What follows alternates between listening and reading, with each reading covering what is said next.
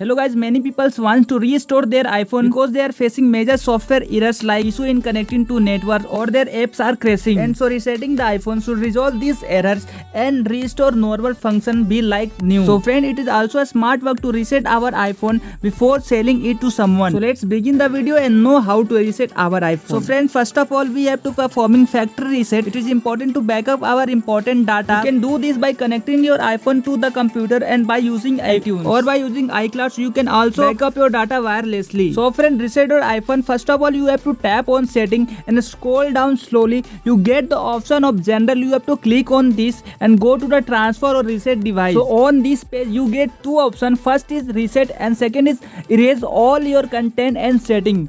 You have to tap on erase all your content and setting, and then you have to enter your password and confirm that you want to erase your device. And after this you have to wait for a device to erase your data. It might be take a few minutes to completely erase your data. So friend, these are the all steps which are using to reset your iPhone. So I think you will be able to understand how to reset your iPhone. And thank you for watching me.